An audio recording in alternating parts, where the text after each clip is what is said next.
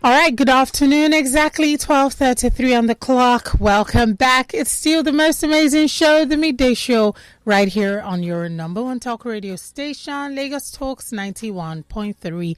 It is also time for one of the most informative and amazing shows. Are you looking to be the best version of your ideal parent or the ideal parent that you have in your mind? You want to make sure you're parenting and you're balancing it. You're not doing too much or too little. You have questions. You might be bothered about getting things right. Some of us struggle with inadequacies, feelings of guilt when it comes to our style of parenting, wishing we could do better. Well, you are locked onto the right station and the right show.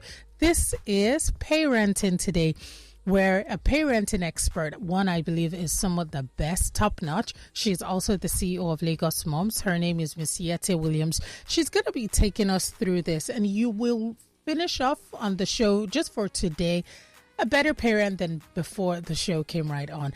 Miss Yetty Williams is joining. She's actually the pilot. I'm the co-pilot, but hey guys, good afternoon, Miss Yetty.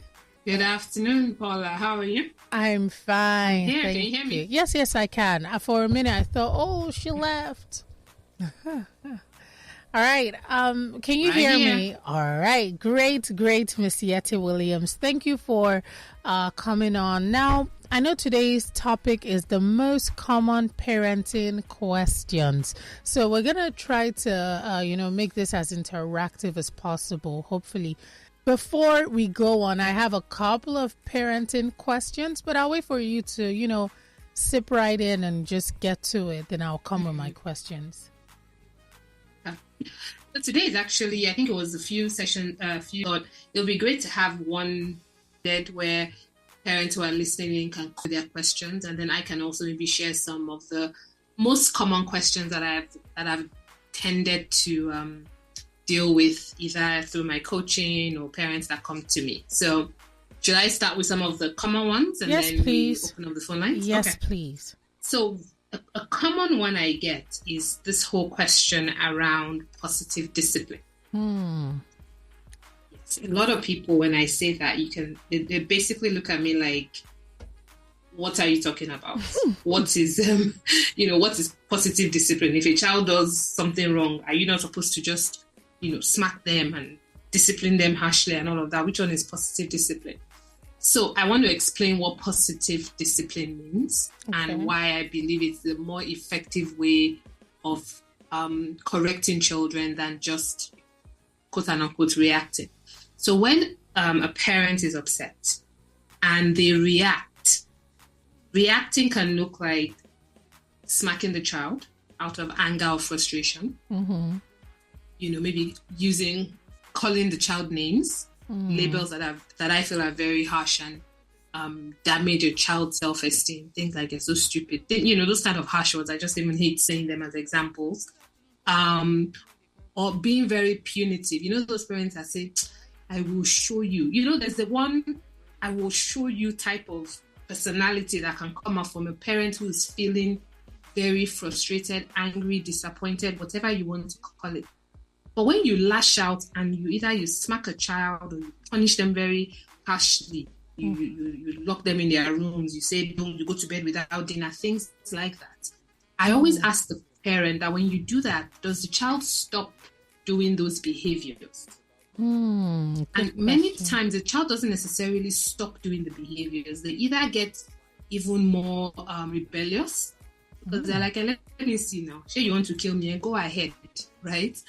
Or the child actually hasn't learned what the correct behavior is. So let me paint a scenario. A child continuously does something that you don't like, and every time the child does it, you smack the child. So let's say maybe a child who finishes playing with their toys and they don't pack up their toys. So you get angry with that child, and every time the child doesn't do it, you smack the child. Did I not tell you that when you finish playing with your toys, you should pack it up?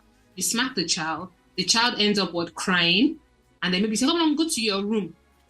Versus when you play, I expect you when you finish to take your toys and put them into this container here that are for toys. If you don't do it, then I'm going to take your toys away. If a child then doesn't do it the first time, you can say, we talked about this before. What did I say you should do when you finish playing with your toys? The child says, I know, mommy, you said that I should pack them up. So why didn't you pack it up? Oh, I forgot. Or I was hungry, or whatever it was, or the child just shrugs. Those are 3 different responses. Then you tell the child, well, you know what? Come and pick your toys up right now. And the next time you do this, I will give your toys away. That's one classic example. The child the next time then does not pick up their toys, and you guess what you do? You take the toy away. Oh, really? That will stick with the child much more than you snapping, hitting, smacking, or whatever. So my point is, that's positive discipline, where you have told the child what to do. I expect you, when you finish playing with your toys, to pack them up and put them in this container I have made available to you in this corner of your room. If you don't do it, the first time will be a warning. The second time, I'm going to take any toy I find on the floor, and I'm going to give it out because you didn't do what I said.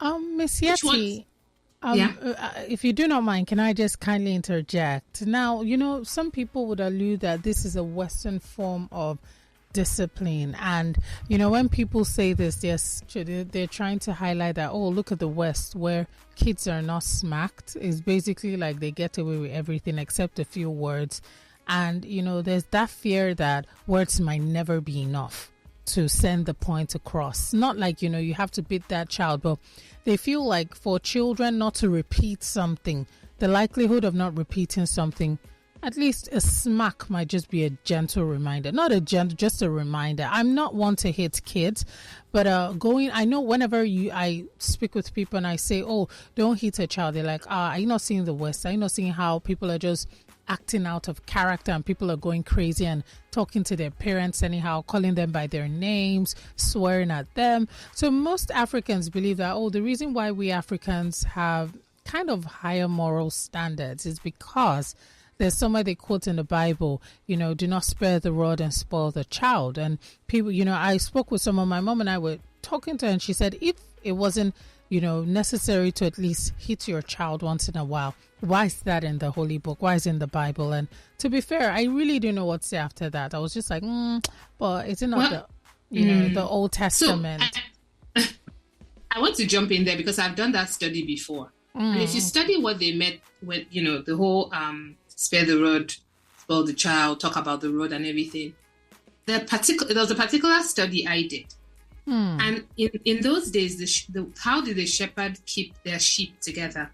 They used the rod to guide them in the direction they should go, so that they don't, because if a sheep gets separated from the rest of the pack, it's easier for them to be attacked. Right? Okay. So what the shepherd used to do with the rod was use it to guide the sheep, so that they would, if they're starting to stray, they would just use the rod to, they didn't hit the sheep. They used it to guide the sheep back to the flock. Wow. So I say that because, so many times we can just pick something, say, it's the same way people will say, the Bible says you must respect your husband and you must be submissive. A lot of people don't talk about the part that says what? The husband should do what? Wow. Love the wife how? Sacrificially. As Christ loved the church. Exactly. See, somebody loves you sacrificially and puts your matter, quote and unquote, on their head. Let's be honest, most women will respond. That submission and respect you're looking for, they won't have to ask you to be giving it, because you're like, man, this person has my back. And I know that every decision they make is for my best interest. So I trust them and I can lean in. And then guess what? That respect, that submission, it won't be something they have to be hammering over your head. So I'm very careful when people just pick things from the Bible and say, but the Bible said, there are many things the Bible said, right? The Bible also said, sacrifice your first son. But then we know that was a test. So let's not turn this into Bible study, right? But going back to the positive discipline perspective, I will continuously say that I don't think it's about Western versus not Western, because if the beating that we beat in Africa was working, why do we have corruption? Wow. Hello. Yes, ma'am. Did you leave the room? No. I'm deep in thought, like, because no, but really, wow. if beating was all that it took, and we like looking at this West, the children that call their mother by first name. But who is creating a lot of the innovation that we in Africa adopt? I like that. Who's changing the world? Who's creating stuff? On average, who? It's really the so-called West we say are so bad because their mother and father did not beat them till they were black and blue. So I think it's really important we start to come back to saying people that answer with those comments, I'm sorry, I feel like they don't want to challenge the fact that maybe there's another way of doing things. And that scenario I painted, did I say let the child get away with it? I still talked about discipline. I said you tell the child the first time you do this, I have given you the box to put your toys in. If you don't put your toys in it, the first time it happens and the child doesn't do it, you ask them, why didn't you put your toys in the box I told you to put your box in? Sometimes the children might just be naughty, they forgot, they were hungry, whatever it is. You remind them. You tell them the next time you don't do this, I'm going to take a toy away. Is that discipline or not? That is discipline. And you take the toy that the child put on the floor and you actually give it away and the child sees you taking it out. That child is likely to cry, beg you, but you're like, no, we discussed this already. Wow. Therefore, I am taking the toy away like we discussed. I did this before when my children were toddlers. And guess what? They will pick those toys up after that. Oh, so it worked. Sorry? I said so I didn't have to beat you. Wow. It does work. I told people say this Western vessels, even though I might not be in Nigeria now, I raised my children for the first over a decade of their lives, fully in Nigeria. And this is how I raised them. So it's not about a black or white thing. I'm sorry. It's not about African or not African. It's about you deciding that my child is not an animal. You are a thinking person. All right. And I have chosen to raise you in a way where you can understand my expectations. And when you don't do it, we discuss it. It's not only until I hit you before I have made my point. All right. Thank you so much, Miss Yetty. Really amazing. Now, here on WhatsApp, Abu from Obalende, just round the corner, says, good morning. Please ask the woman expert, what then is the difference between African culture and Western culture if beating is not part of a child's training? Okay, what I will ask that person is, okay, so if you take it away, how does that make you less of an African because you don't beat your child? I'm just curious. Why is that the label of what makes us African? Good question. So I would pose it back and say, okay, if you take out beating, okay, but you can still be an effective parent that raises a child who's responsible, who takes care of themselves, takes care of the world, is blah, blah, blah, all of those good things, but you didn't beat the child. Does that then make the child not African, or does that make you not African? You know, because abuse has been part of a system, and some people say, oh, I'm using big English, why am I calling it abuse? But there can be abusive behavior because it's been part of a behavior. Doesn't necessarily mean it's the right way. Because I keep asking people, if beating worked, shouldn't Africa be very, very, Jonathan? Perfect. Let me finish that sentence. Shouldn't there be a level of perfection in Africa now? Because we say in Africa, we'll beat sense into your head. The Western world, that they don't beat sense into their head. Why are they on some parts still thriving, right? So I don't think it's black or white. I don't think it's either or. I think it's about looking at, okay, what do you want for your family? What do you want for your children? And are you able to question some of the things that we have inherited? I'm not saying throw everything out. Absolutely not. But on something specific, like positive discipline, when parents tend to ask me, are you telling me that I don't have to smack? That is when I speak specifically about explaining that positive discipline means that you are explaining the correct behavior. You explain that to a child. You make sure the child understands it. And then if the child does not, do what you've asked them to do, there are many ways to discipline them. And that does not only include smacking. And those are for the parents who have decided, I want to, quote and unquote, upgrade my parenting a little bit, and I don't want to just be smacking and beating my child. Oh, wow. So, Indidi from Ontario says, good day, Big P and Miss Lagos Mums. I have an 8-year-old nephew. My sister and her husband do not beat him. Recently, even after grounding him, he's still so stubborn. He spat on me when I scolded him over the weekend. Is this good? So is it like they were beating that child will not have spat on you? Miss Yetty, but come on, spitting on an adult. No. But No, obviously, when we say is that good, there's no way I'm going to say that's good. Right? Obviously, there's no. Why should a child spit on someone? So obviously, that needs to be dealt with, and he needs to be.